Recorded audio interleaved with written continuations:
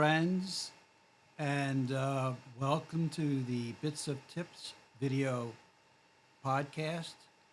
Today's topic is Don't Get Scammed, and my name is Bill Torelli. So, this is a topic that I have been a victim of in the past, and a couple of nights ago, a friend of mine next door, one of my neighbors, called me up and in a panic and asked me to come over. She thought she got scammed. But in the end, after some investigation, it turned out that she really didn't get scammed, but she thought she did. It was a good thing that she called me because I've had some experience with this in the past, and I can normally recognize, when someone's trying to scam you.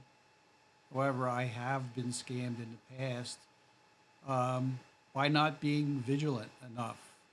So it can happen, and it happened to me 2 years ago. Um, and then again, many years ago, earlier in my life when I had my first company. So I wanted to talk about, some of the signs and, some of the threats that are out there and what you can do to be more vigilant in preventing, a situation where you're scammed out of either money or scammed out of your identity, which can really lead to further um, problems that can be a very difficult situation to unravel. So, with that said, I'm going to go through a slide deck that I put together. A lot of the content came actually from the FDIC, so I have to give them kudos. It's free information on the internet, and I'd like to share it with you. So, here we go in the presentation. And again, the presentation is episode 4 of Bits of Tips. Don't get scammed. So I wanted to do this video because I really think it's important for everyone, and especially for older people who I think are sometimes more of a victim for scammers. And when they are scammed, they don't know what to do. And in my case, um, I had a neighbor next door that was in her mid 70s, and she was completely freaked out, and thought that she had lost a significant amount of money charged against her credit card by a scammer. As I said, it turned out that she wasn't scammed, but what I did do was to give her some tips in terms of what she could do to ensure, to make her feel more comfortable in terms of reassuring herself that she wasn't scammed. And she went through that process of doing that, and as it turned out, she wasn't a victim. So here are a few things you should look for when you are when you think you're a victim of being scammed. And it has had, as I said, it has happened to me over a period of over maybe 30 years. I've been scammed about 3 or 4 times. And I consider myself a pretty vigilant person, but there are times when you get caught off guard, and I have, where you lose money. And actually, it happened to me 2 years ago, but we'll go through that in a bit. So it can happen to you. And my message to you is to be vigilant. And here are some of the things that you need to look for, uh, you know, and be aware of by some of the scammers out there. So some of the scammers out there are, really looking to steal your money and to steal your identity. And here's some tips from the FDIC that can really help you to be more vigilant. Um, and um, be aware of, you know, what is uh, what is the potential of being scammed. So the first thing you need to know is what are scammers trying to do? What are their goals? So their goals are to steal your money or to steal your identity. Those are the two key things they are after. Obviously, stealing your money is trying to scam you out of a charge, usually on a credit card. And then once that happens, they disappear, and it's almost impossible to track them down. And in some cases, your bank will make you whole and, you know, and credit your account, but not in all cases. And the other goal is to steal your identity. And by doing that, they can fraudulently, you know, represent themselves as you and then scam you out of a significant amount of money or services, or even get into maybe one of your websites and buy merchandise. So, you know, losing money or stealing your money is really, you know, another offshoot of stealing your identity. So, with that said, here are some of the things you can do to avoid being scammed. Don't open email from people that you don't know. And especially if there's an attachment, do not open it. Typically, antivirus software will scan any attachments that are on an email, an incoming email, and if they are a threat, they will alert you and quarantine the attachment. So in most cases, you don't have to worry about it, because the antivirus software will take care of it. So the second thing is really to secure your personal information. Um, don't be providing information freely on the internet unless it's a site on a website that you know and that you use every day, um, and you're confident that the information is going to be secure. And most importantly, make sure that when you log on to a website, that in the URL or in the browser window where you actually are navigating to the website, that the first 5 letters that you see are HTTPS, which means it's a secure website. If you see HTTP, it is not secure. And therefore, if you log on to a website like that and freely give up your information, you're asking for trouble. So the third thing is to really stay informed on the latest cyber, you know, threats. Keep yourself up to date, you know, on the current scams, and you can go out to the FDIC and other websites and get that information. But additionally, you know, there are a number of channels on YouTube that you can look at to help you prevent yourself or your family from being scammed. Um, but like I said, you know, if it's a website that you're confident in and you use it daily, like your bank or some of your credit card vendors, websites or vendors that you know, um, typically that's okay. But again, like I said, there are some scammers out there that try to make you believe you're logging on to a trusted vendor website, and then if you log on to that website, they pretty much, you know, have the ability to scam you. So the most important thing, like I said, is making sure that the website address that you're going to be you're directing your browser to has HTTPS, um, which means it's a secure website.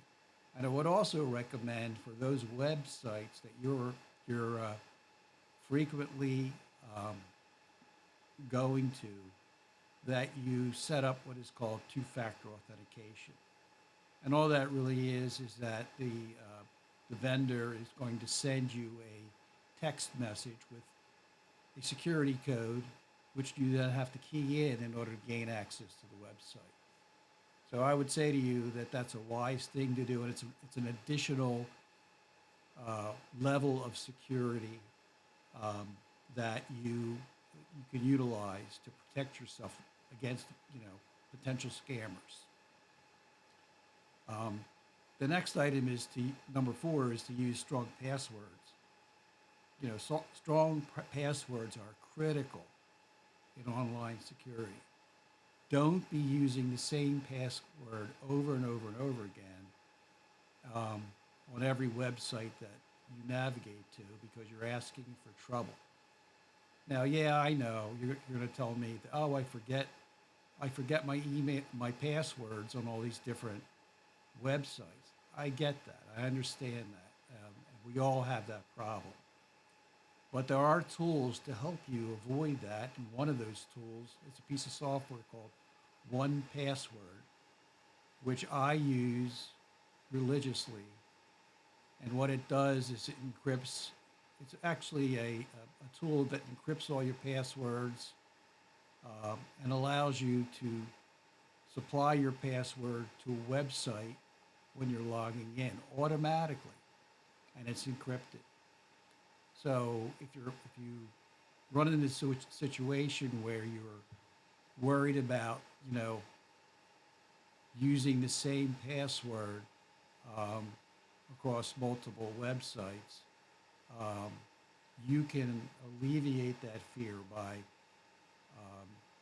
using a piece of software called 1Password, and it will allow you to set up passwords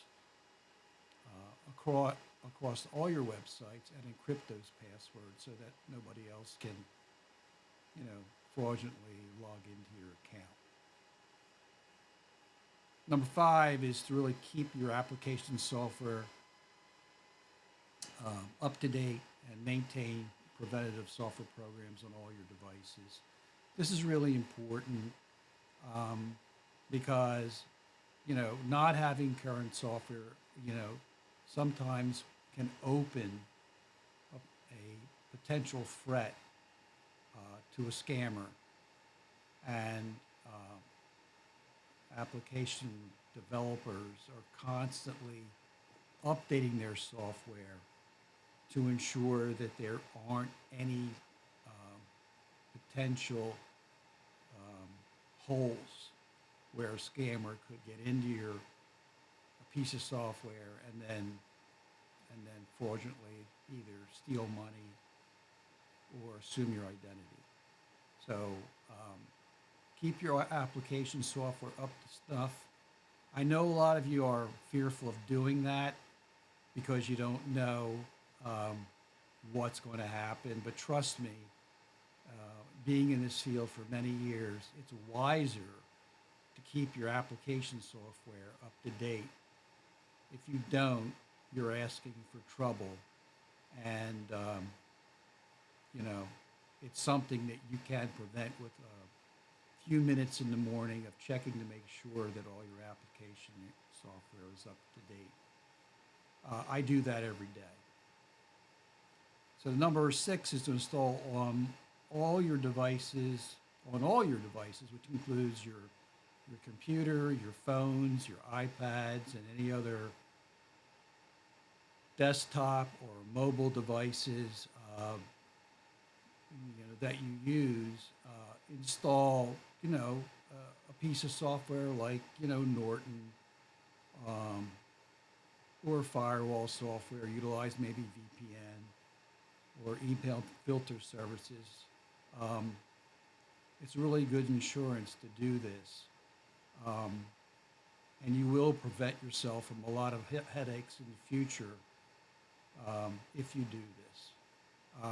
I religiously install all types of software that can prevent access to my computers, my phones, my iPad, and any other devices that I use to access the internet. I religiously, install the software that's necessary to prevent access into my devices.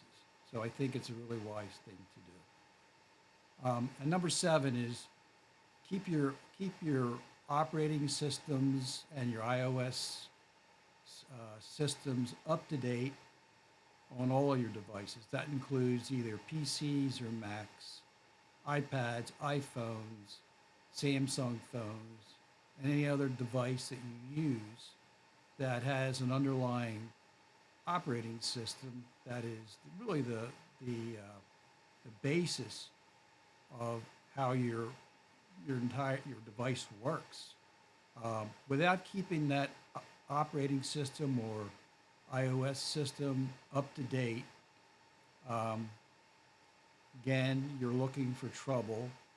And I know you might be fearful about maybe not wanting to upgrade your operating system on your Mac or on your PC, but trust me, with many years of experience, I can tell you that it's a safer bet to do the upgrades and not fear that the upgrade's going to maybe interrupt, your productivity on either your PC or your Mac or your other devices, that you use on a daily basis to access the internet. I every morning religiously upgrade all my devices if there are upgrades available, uh, which would include, say, my Mac, my iPad, my iPhone, operating systems, and all the applications that are installed on those devices. I religiously do that every day. Um, and I don't have a fear that, um, you know, I'm going to have a problem.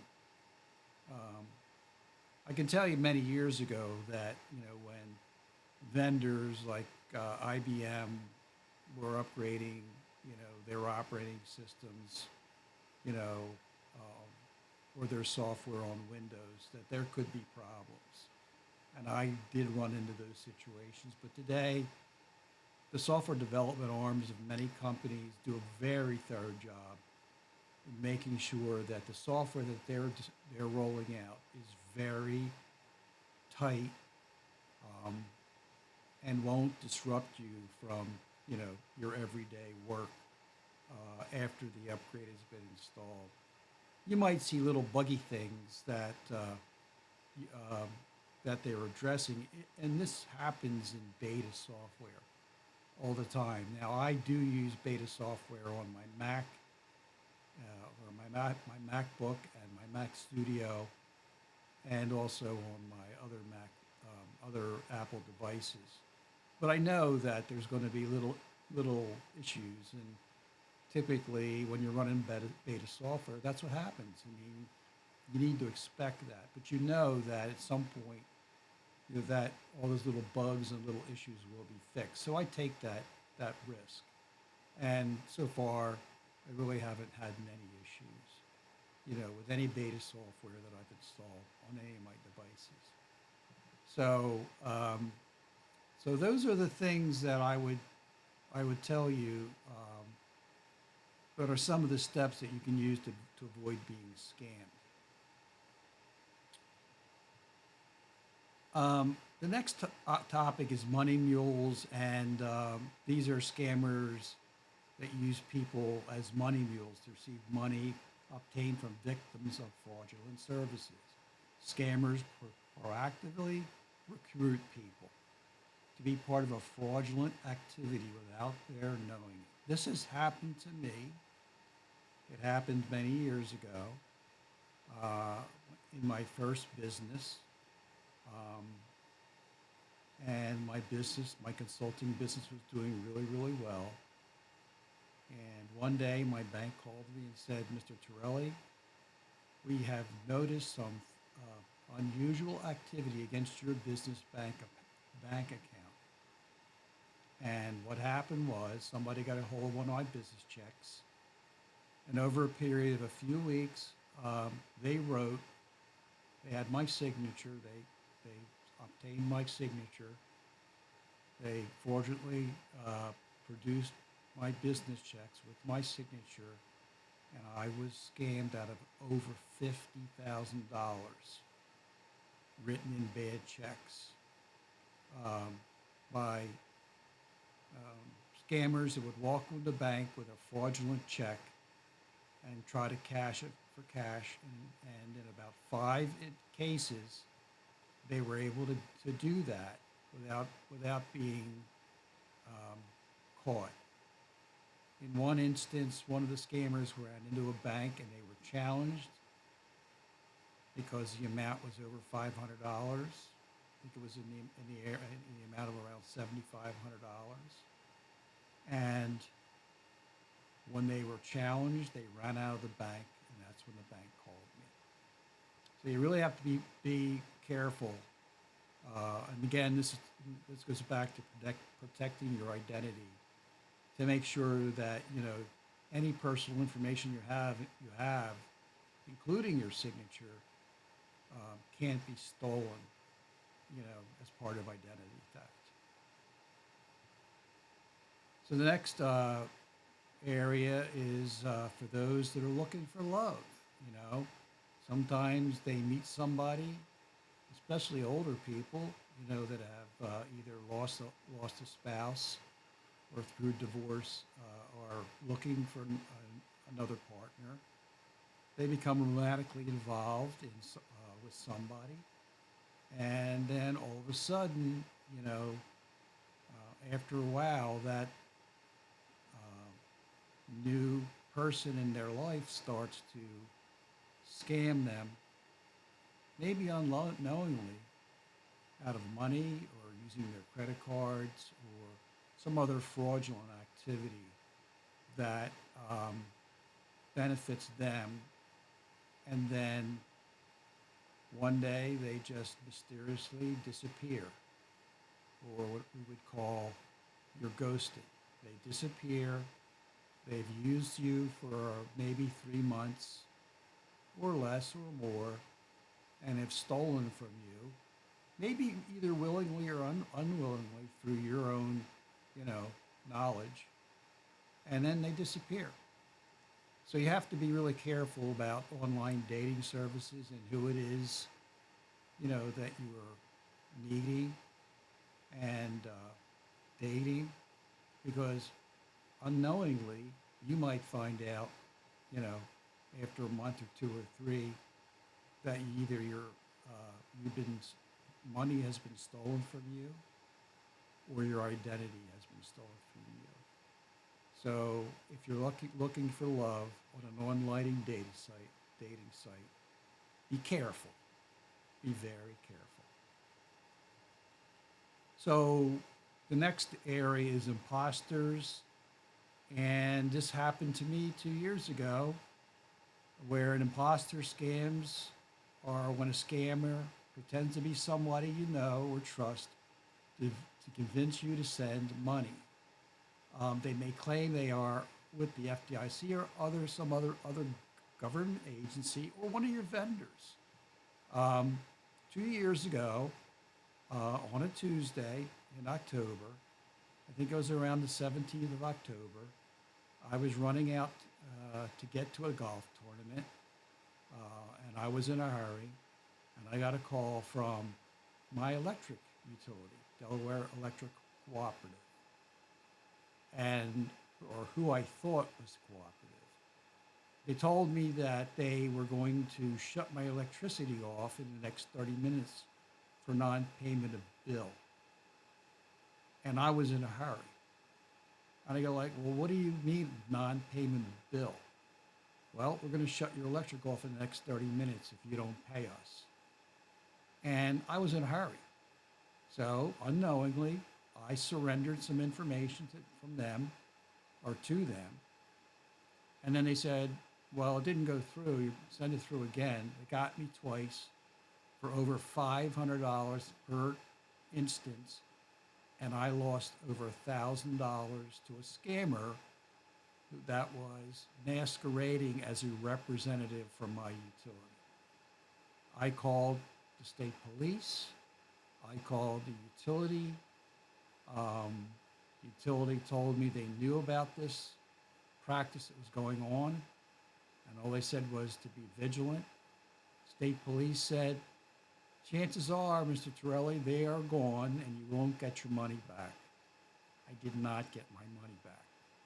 And I lost $1,000 for not being vigilant in a situation where I was in a hurry and I didn't want my electricity being turned off.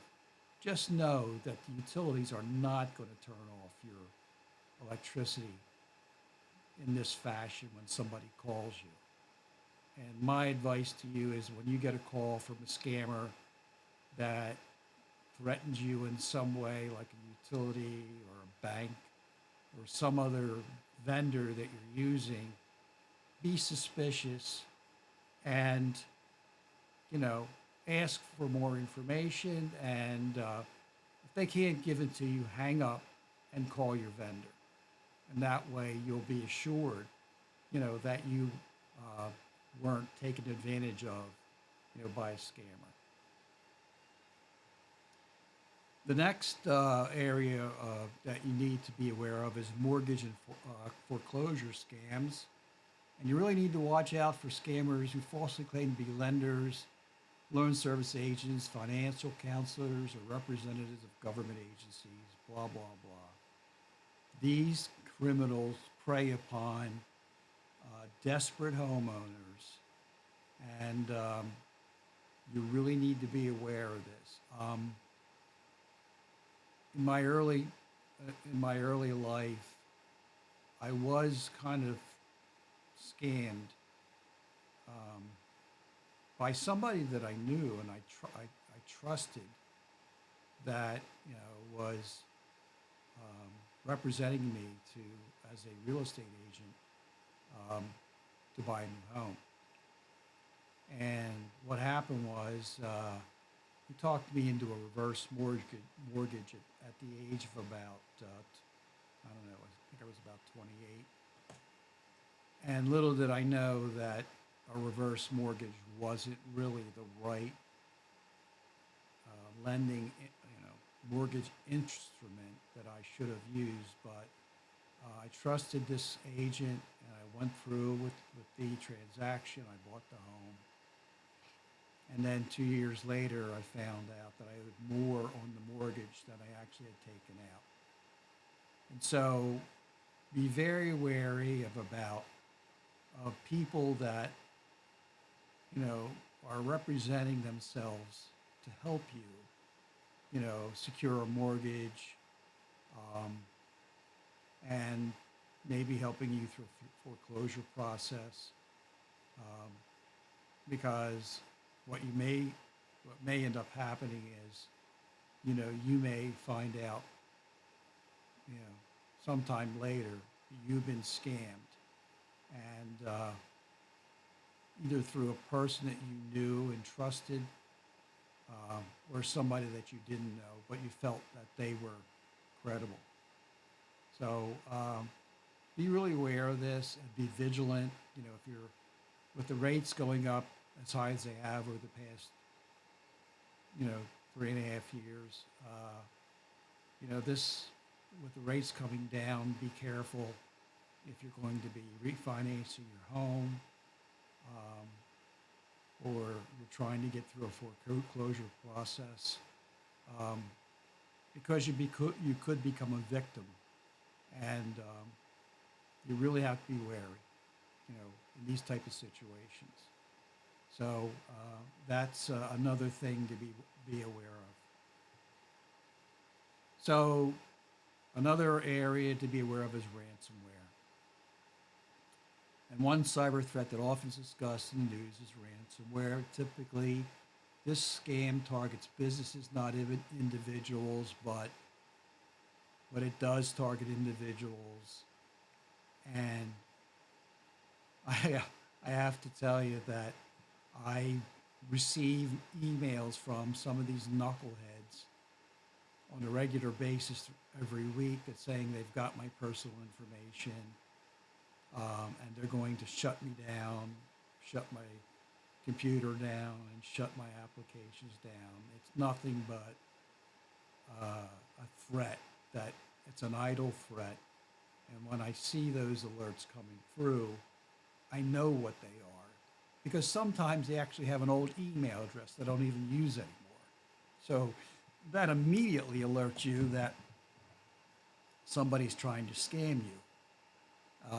I even had emails come through for an old employee that worked for me, and it came through to me, and that person hasn't worked for me in over 20 years.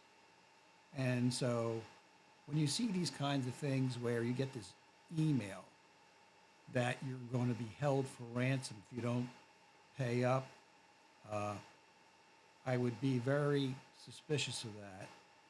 And uh, I would investigate it further. Do not, um, you know, react without, some uh, investigation, because most times these threats, and I'm not saying in all cases, but in most cases these threats are idle threats.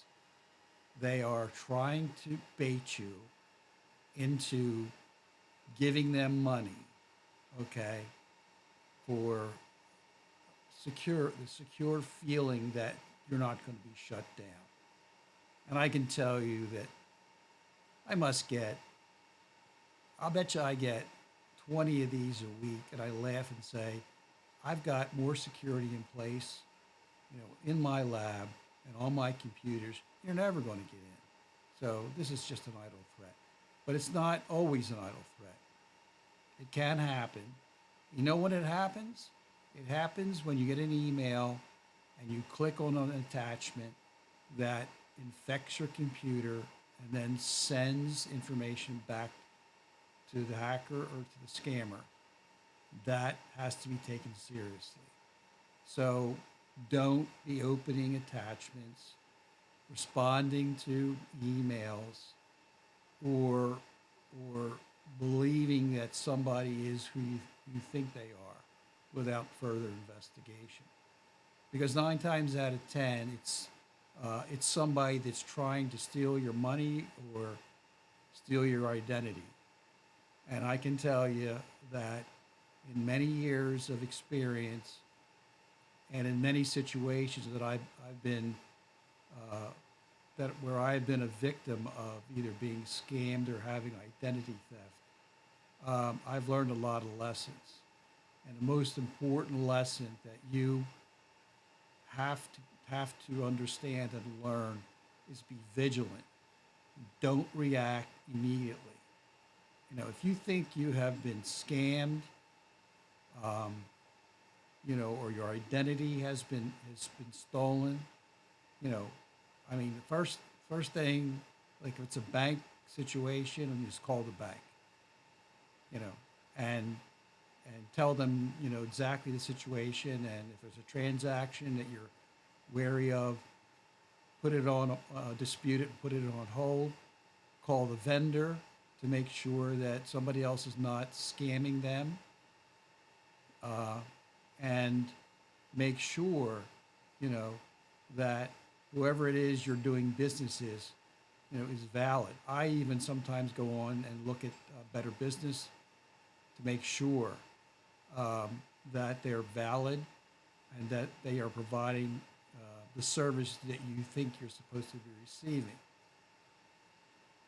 My neighbor next door was a situation where she thought she was being scammed by a services company that does work for Norton.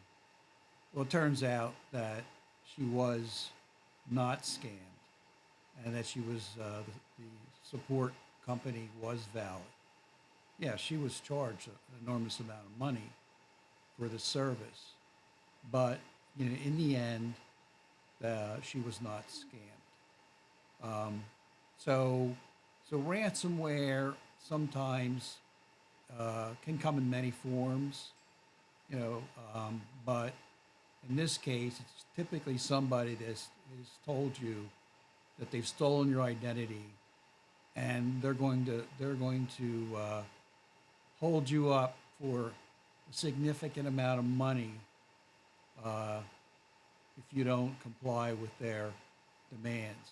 This just happened at United Healthcare um, recently, where their entire computer network was infected by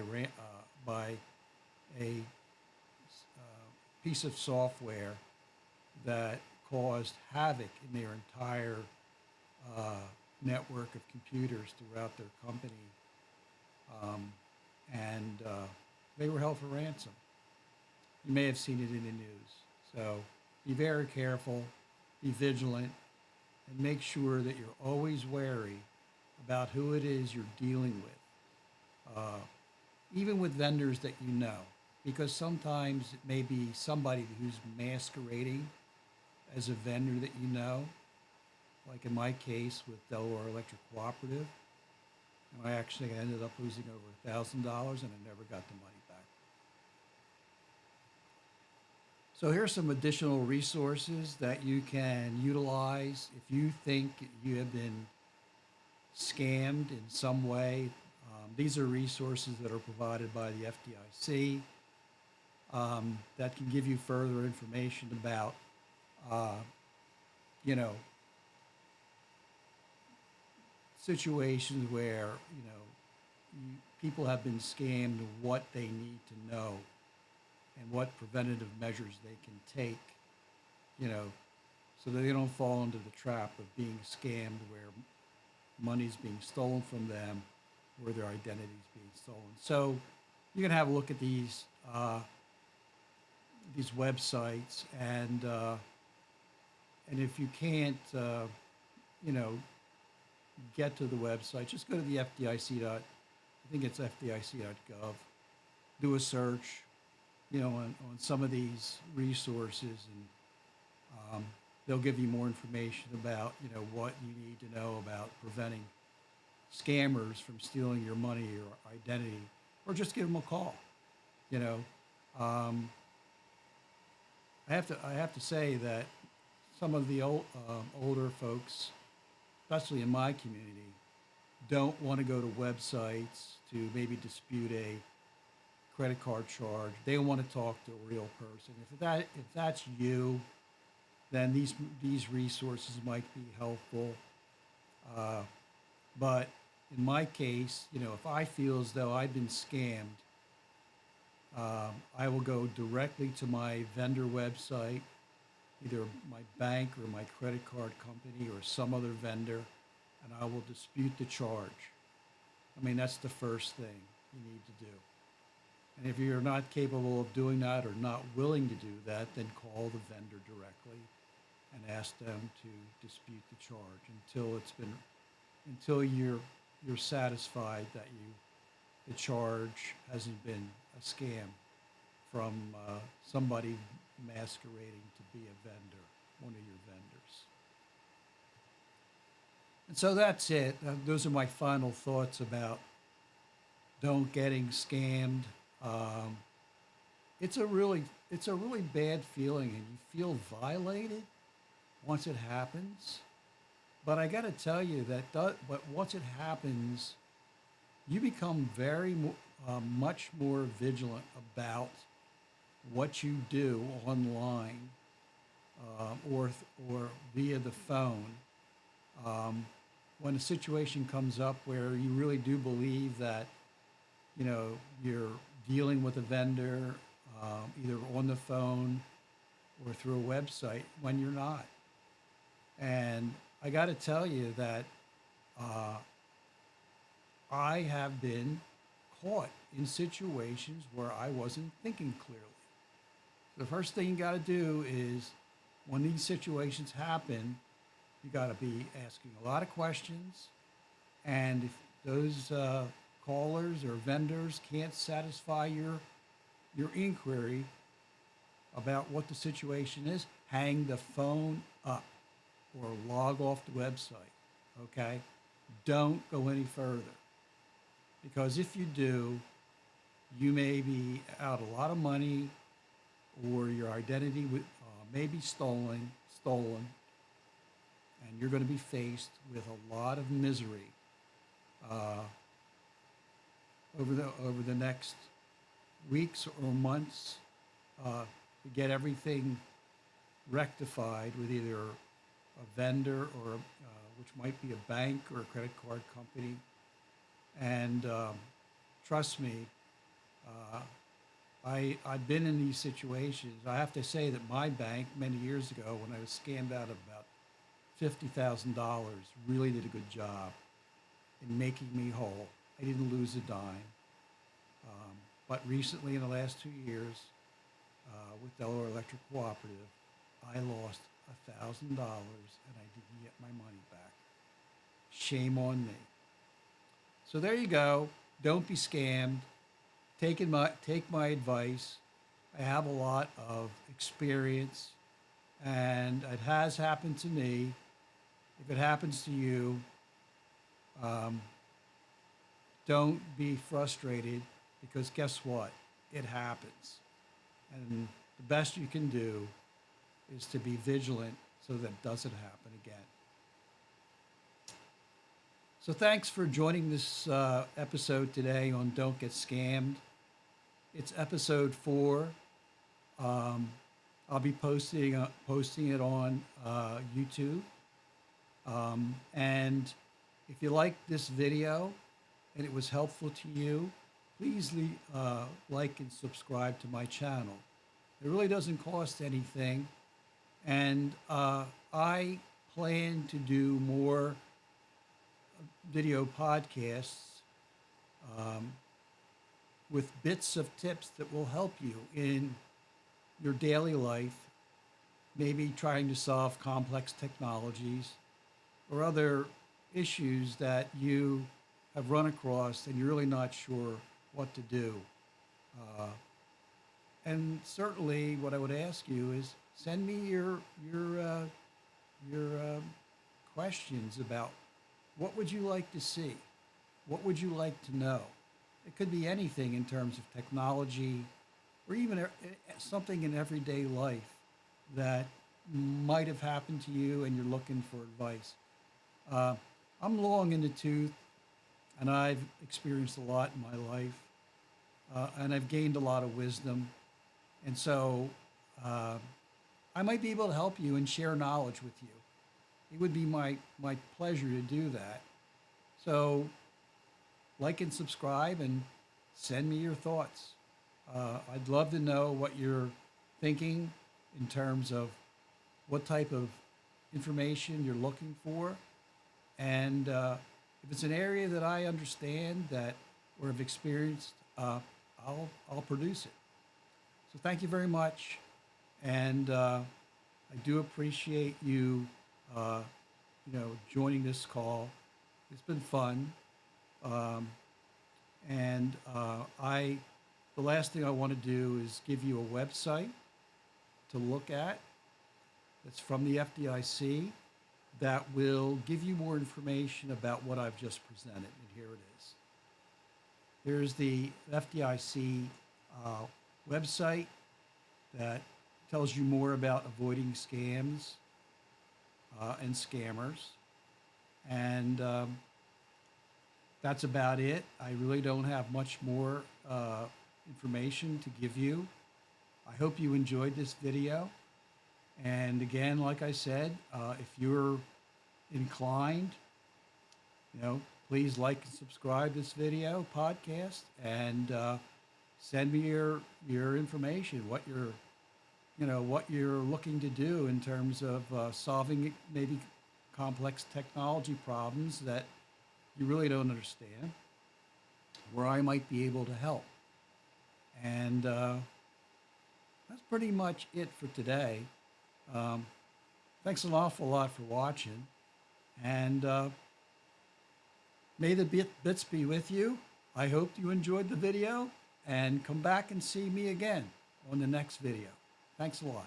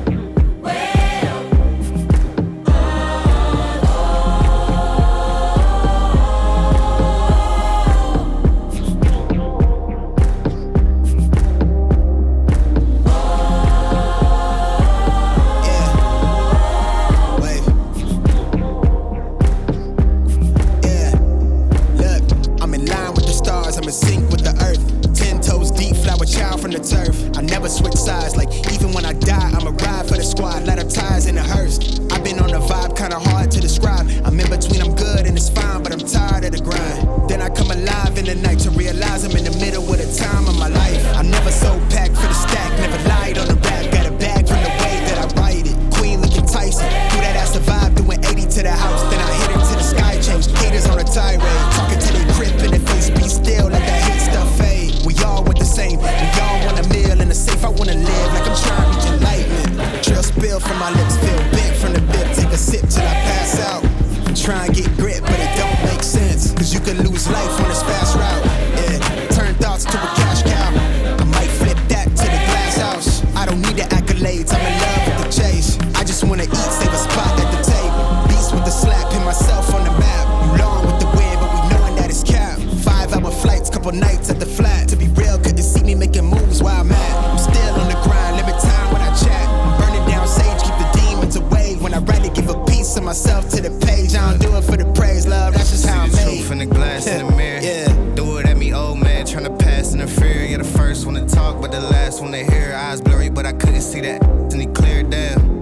Start to feel like I'm on one. Settle in, I'll be here for the long run. I'm a slave for the cash, got snakes in the grass, no brakes on the ad, but it's all fun. We done seen it all, heard enough, give me space before I murder y'all. 10 bad here, I'ma curve them all. 12 missed calls, and I still made a curtain call. Here to light it up, lighten up. Hear him talking, they ain't right enough, tighten up. Everything that I came for, I left with. I don't bang sets, I just bang on the set list. Going past supper when I came for the breakfast. Put me in your prayers, I might put you on the guest list. Young, tell me reckless. Gold in my soul, got the same on my necklace.